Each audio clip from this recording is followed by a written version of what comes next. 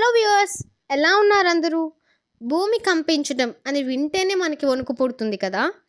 అలాంటిది మన చుట్టుపక్కల ప్రాంతాల్లో వస్తే ఎలా ఉంటుందో తెలుసా?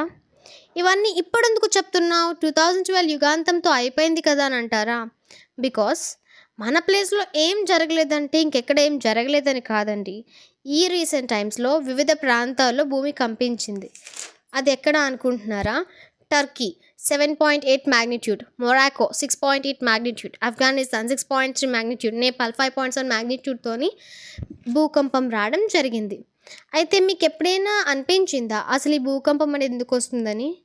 ఎస్, ఈ భూకంపం అనేది టెక్టానిక్ మూమెంట్స్ వల్ల వస్తుంది. అసలు ఈ టెక్టానిక్ మూమెంట్స్ అంటే ఏంటి?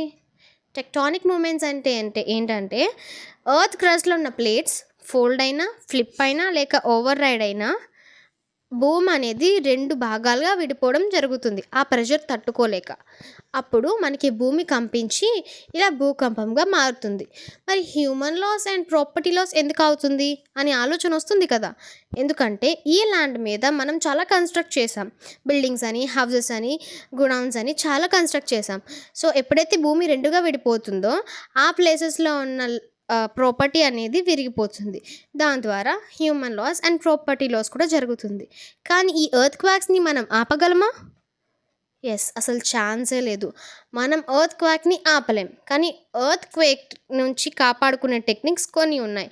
ఎలా అంటే మన హెడ్ని మన ఆర్మ్స్తోని కవర్ చేసుకోవడం, ఏదైనా టేబుల్ కింద వెళ్ళి దాక్కోవడం, సేఫెస్ట్ షెల్టర్స్ కిందకి వెళ్ళి దాక్కోవడం వల్ల మనం భూకంపం నుంచి కాపాడుకునేది కొంచెం అవకాశం ఉంటుంది. సో ఇంత ప్రశాంతంగా ఉండే ప్రకృతి కూడా ఎప్పుడు ఏ అలజడి తెస్తుందో మనకు తెలియదు. కాబట్టి ఎప్పుడూ కూడా మనం ప్రిపేర్డ్గా ఉండాలి అండ్ స్ట్రాంగ్గా ఉండాలి. So always keep smiling. Thank you, bye bye. మళ్ళీ ఇలాంటి మంచి అండ్ కొత్త ఇన్ఫర్మేషన్స్తో మీ ముందుకు వస్తాను. Until then, bye bye.